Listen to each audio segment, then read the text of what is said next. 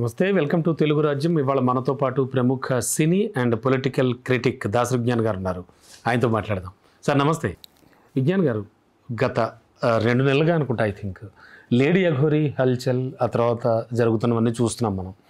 అయితే రీసెంట్గా జరిగిన డెవలప్మెంట్ ఏమిటంటే ఈ ఇష్యూకి సంబంధించి ఆల్రెడీ నన్ను పెళ్లి చేసుకుంటా అన్నాడు. ఐ థింక్ పెళ్లి చేసుకున్నాడు. అండ్ తన మెడలో వేలాడుతున్న ఆ వెండి మంగళసూత్రాలు తనవే అంటూ కూడా, అండ్ ఒక ఆమె చాలా అంటే మీడియా ముందుకు వచ్చి మాట్లాడడం కూడా జరిగింది. ఆల్రెడీ తన గురించి చాలా వ్యాఖ్యలు చేయడం జరిగింది. రీసెంట్గా వర్షిని పెళ్లి చేసుకున్నాడు. లేడీ అఘోరీ చేసుకుంది అల్లూరి శ్రీనివాస్. ఏంటి అంటే ఎలా చూడొచ్చు, ఏమిటి ఇష్యూ? లేడీ అఘోరీది కొంచెం లెంతీగానే వస్తుంది. విషయం ఏంటంటే, ఫస్ట్ ఆఫ్ ఆల్ ఒక 2-3 ప్రశ్నలకి మనం ఆన్సర్లు మన దగ్గర ఉంటే మనం ఈ సిచ్యువేషన్ అంతా ఈజీగా అర్థమైపోద్ది. ఓకే. శ్రీవర్షిని ఇంట్లో అఘోరీ కొన్నాళ్ళు ఉండింది, అందరికీ తెలిసిన విషయం. వీళ్ళ ఇంట్లో అఘోరీ ఎందుకు ఉంది? బేసిక్గా ఏదో అఘోరీ రోడ్ల మీద తిరుగుతూ ఉండింది. శ్రీవర్షిని అఘోరీని కలవడం, అఘోరీని తీసుకెళ్ళి వాళ్ళ ఇంటికి తీసుకెళ్ళడం, ఏదో చిన్న కన్సర్న్తో తీసుకెళ్ళింది. ఏం కన్సర్న్? తను బయట శారీ అది కప్పడం, ఏదో బట్టలు ఇవ్వడం, దాంతో సరే మన కొంపలో అన్ని రోజులు ఉంచుకొని చావడం ఎందుకు?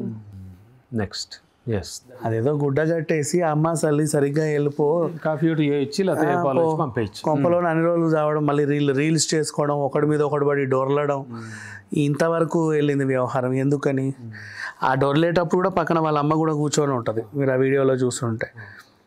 ఇట్స్ అంటే అందరికి తెలిసే ఏదో జరుగుతూ ఉంది విషయం. అండ్ నెక్స్ట్ ఇంకొకటి, శ్రీవర్షిని నేను ఇంటర్వ్యూ చేసినప్పుడు చెప్పింది, నాకు చిన్నప్పటి నుంచి ఈ ఓం భీమ్ బుష్లు అంటే అలవాటు, చాలా ఇష్టం, మాంత్రికురాలు గెటప్ అంటే చాలా ఇష్టం. అందుకని చెప్పి నేను ఇట్లాంటి విద్యలు ఎవరు నేర్పిస్తారని వెతుక్కుంటే లోకల్లో నాకు ఒక గురువు ఒకడు తగిలేడు. 2 సంవత్సరాలు వాడి దగ్గర అడ్డమైనవన్నీ నేర్చుకున్నానని చెప్పింది. 2 సంవత్సరాలు నీ పిల్ల నేను ఏదో నేర్చుకుంటానంటే నువ్వు ఎట్ట పంపావు కొంప నుంచి? 4 దాన్ని ఇంట్లో కూర్చోబెట్టక పిల్ల పిచ్చి పిచ్చిగా వాగుతుందండి. ఏదో పొద్దున్న లేస్తే శుద్ర పూజలు, చేతబడులు, ఏదేదేదో తాంత్రికాల విద్యలు అంటుంది. కొంచెం చూడండి అని హాస్పిటల్కి పట్టుకెళ్ళాలి. ఆ స్తోమత లేదు, నువ్వు బిలో పోవర్టీ లైను, తెలీదు. లేదా లోకల్లో ఉన్న ఇంకెవరికైనా చూపించాలి, లేదు అంటే 4 దాన్ని ఇంట్లో కూర్చోబెట్టాలి. అంతే కదా, నీ కూతురేగా. పోమ్మా యథేచ్ఛగా నేర్చుకోపోని ఒక స్వామీజీ వెంట పంపించావు 2 సంవత్సరాలు. దేనికి? పిల్లని ఇంట్లో కూర్చోబెట్టి డబ్బులు సంపాదించుకుందామని. అవునా? పంపావు. ఆమె ఏదో ఉండి లేనివని నేర్చుకుంటుంది, కానీ వాడేమో సరిగా నేర్పి చావట్లా. మహా అయితే మ్యాజిక్లు 1-2 అర నేర్పిస్తున్నాడు. గుడ్డుని ఎలా నిలబెట్టాలి, నిమ్మకాయలో ఎర్ర రంగు ఎట్ట రావాలి, ఇంతకు మించి వాళ్ళకేం తెలుసు? నాలుక మీద ఎంతసేపు కర్పూరం వెలిగించుకోవాలి, ఇవన్నీ నేర్పితే ఆమెకి పడలా. సడన్గా దూసుకొచ్చింది అఘోరీ. శ్రీవర్షిని వెంటనే వెళ్ళి నేను అఘోరీని కలుస్తా అంటే ఎల్లమ్మ వెళ్ళి కలువు అని చక్కగా దగ్గరుండి పంపారు. కనెక్ట్ అయిపోయింది. పంపిన తర్వాత ఇంటికి పట్టుకరా అన్న తల్లి అందరూ కలిసి.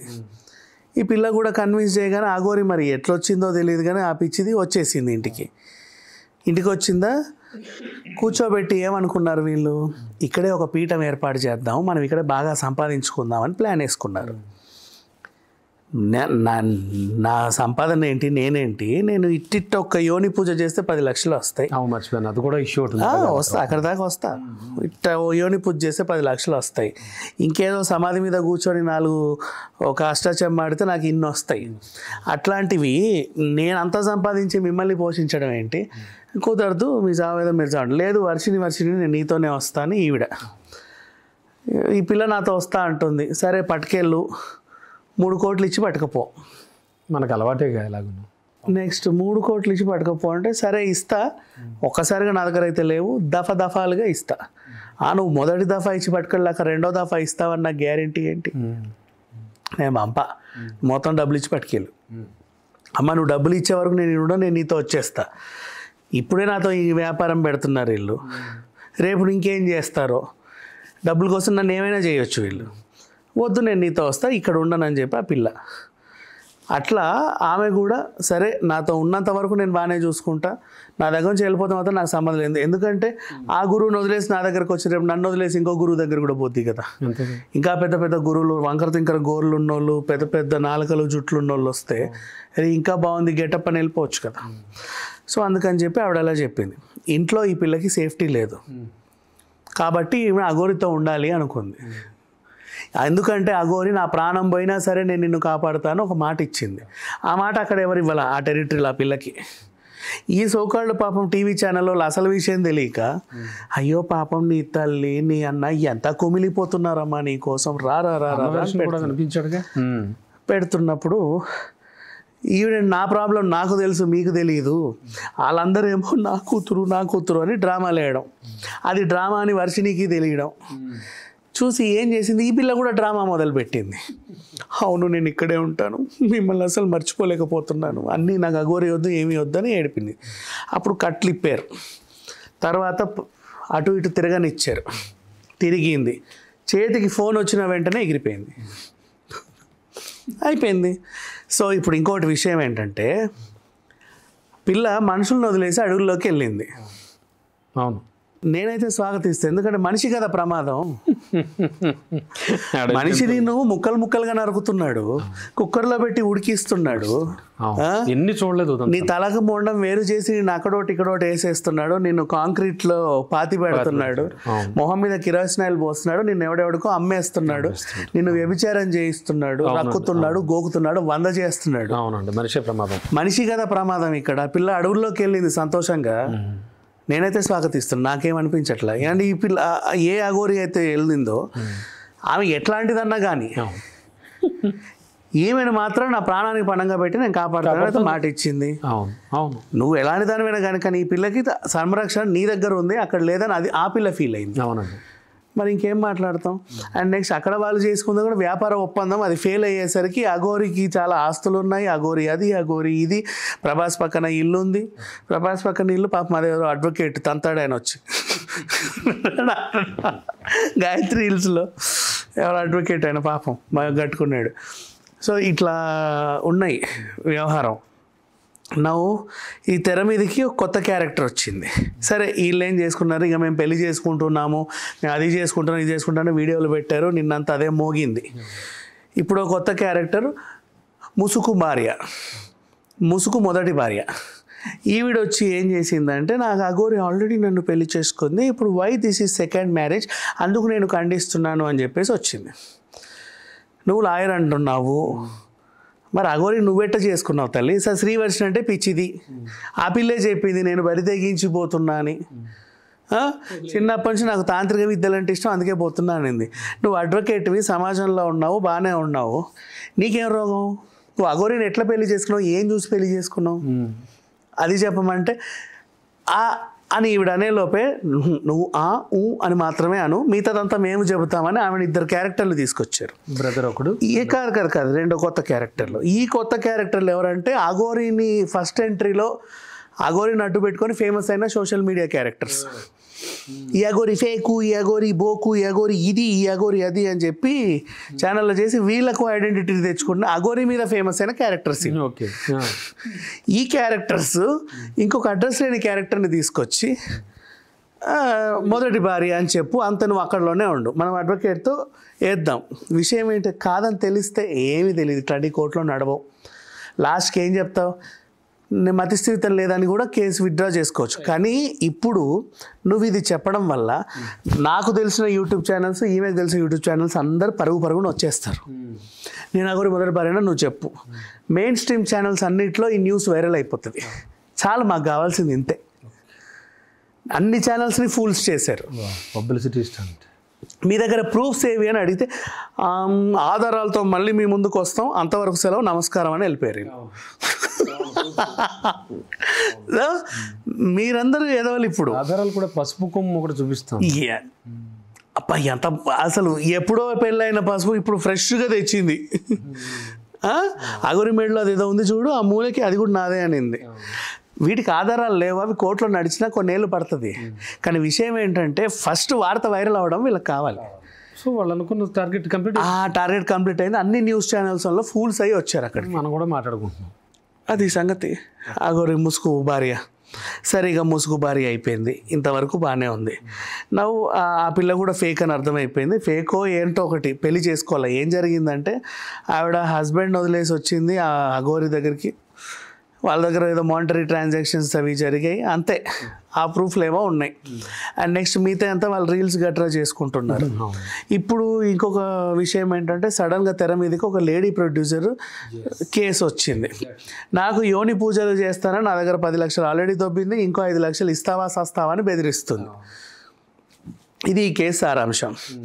సరే అమ్మ, ఎక్కడ ఆమె ఎక్కడ సంగారెడ్డి ఇటు ప్రొద్దుటూరు, అవును శంకరపల్లి దగ్గర ఊర్లు భలే ఉంటాయి మీకు చెప్తా. పటాన్చెరు నుంచి బీడీఎల్ నుంచి ఆర్డినెన్స్ ఫ్యాక్టరీ రూట్ వెళ్తావా, సింగాపూర్ అని ఒక ఏరియా ఉంటుంది. ఆ సింగపూర్ కాదు, చిన్న గ్రామం సింగాపూర్. అట్లా ప్రొద్దుటూరు అని అక్కడ ఒక ఏరియా ఉంటుంది.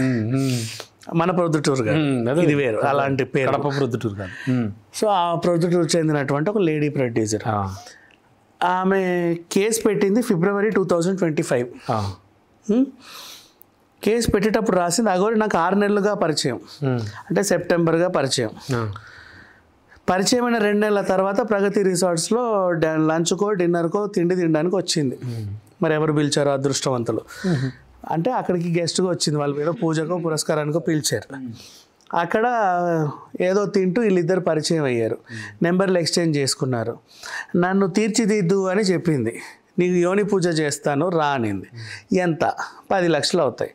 సరే 5 lakhs అడ్వాన్స్, ఉజ్జయిని తీసుకెళ్ళి పూజ చేసింది. పూజ అయిన తర్వాత ఇంకో 5 lakhs వేసేసింది. ఆ తర్వాత మళ్ళీ నువ్వు యోని పూజ ఎవరైనా చేస్తారు, ఆ పూజారి చేస్తాడు, ఇది చేసి అందరూ చేస్తారు. నువ్వు సాక్షాత్ అఘోరితో చేయించుకున్నావు కాబట్టి అఘోరీ ఫీ, స్పెషల్ ఫీ, ఇంకో 5 లక్షలు అయ్యి. అట్టట్ట మనం ముందు మాట్లాడుకోలేదు కదా, లేదు ఇవ్వకపోతే నువ్వు నీ ఫ్యామిలీ మొత్తం సర్వనాశనం అయిపోతారు, నీ యోని 2 ముక్కలు అయ్యిద్ది, ఇదే నా శాపం, నేను ఇప్పుడే వెళ్ళి మళ్ళీ పూజ చేస్తా అని బెదిరించింది అని ఈవిడ కంప్లైంట్ చేసింది. ఎప్పుడు?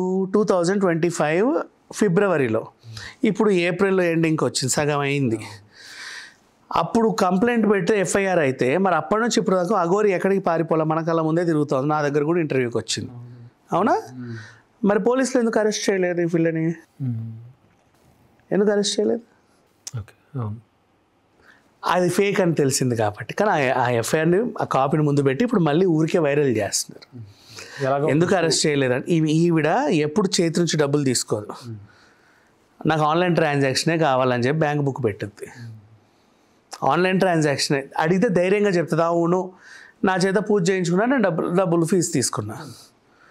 ఇప్పుడు నువ్వు సత్యనారాయణ వ్రతం చేసుకుంటావు, పందుల దక్షిణ నువ్వు 1116 ఇస్తావా, 10,116 ఇస్తావా, 1,00,000 రూపాయలు ఇస్తావా, నీ ఇష్టం, నీ స్తోమతను బట్టి, ఆయనకి ఇచ్చే గౌరవాన్ని బట్టి ఉంటుంది. అక్కడ కూడా అంతే, ఆవిడ అలాగే స్టార్ట్ చేసింది. అది నువ్వు ఏం చేసావు, చేతికి వద్దని నా అకౌంట్లో వేయండి అని ఫోన్పే గూగుల్ నెంబర్ ఇచ్చావు. That is what happened. ఆవిడ అదే చూపించుకుంది. ఆ కేసు లేదు ఇప్పుడు. సో అఘోరి మీద ఆరోపణలు వస్తున్నాయి, వాటికి సరైన ఆధారాలు ఉండట్లేదు. ప్రపంచం మాత్రం అఘోరిని వ్యతిరేకిస్తుంది. అఫ్కోర్స్ నువ్వు చాలా ఘోరమైన దానివి అని. ఎందుకంటే అంతకు మించిన ఘోరాలు మనుషుల్లో ఉన్న తర్వాత ఆ పిల్ల శ్రీవర్షిని ఏం చేసింది, అఘోరిని ఎంచుకొని వెళ్ళింది. రోజు మనం వార్తలు చదువుతూ ఉంటాం. ఇప్పుడు మన మనుషులు ఎలా ఉంటారంటేనండి, చాలా సింపుల్. ఇప్పుడు ఎవడన్నా ఒక పిల్లని రేప్ చేసి మర్డర్ చేశాడు అనుకోండి, వీళ్ళందరూ నెత్తినోరు బాదుకొని మాకు వాడిని అప్పచెప్పండి, నరికేస్తాం, కడిగేస్తాం, ముక్కలు చేస్తాం అంటారు. నిజంగా వాడిని అప్పచెప్తే అలాగే చేస్తారు కూడా. ఇదే సీన్ నువ్వు సినిమాలో చూపించావనుకో, ఫ్యామిలీ చూడొచ్చా అండి ఎంత రక్తపాతం, అట్టెట్ట చేస్తారు అంటారు. ఇలా డ్యూయల్ టోన్స్ ఉంటాయి చాలామందికి. ఇప్పుడు జరిగేది కూడా అదే. వాళ్ళ తల్లిదండ్రుల దగ్గర ఉండమ్మా, అఘోరి వద్దని సమాజం మంచిగా చెప్పింది, చెడు చెప్పిందని నేను అల్లా. కానీ ఆ పిల్లకి నాకు ఇంట్లో ప్రమాదం ఉంది, ఈవిడ కాపాడుతానంటుందని నేను ఇక్కడ ఉంటే సేఫ్ అని ఆ పిల్లకి అనిపించి వెళ్ళింది. That is what actually happened. ఇక యోని పూజ సంగతి అంటావా, ఇలాంటివి ఇంకా 100 వస్తాయి. ఈ అఘోరికి చాలామంది ఆడవాళ్ళతో పరిచయం ఉంది, ఎంతోమందికి పూజలు చేసింది.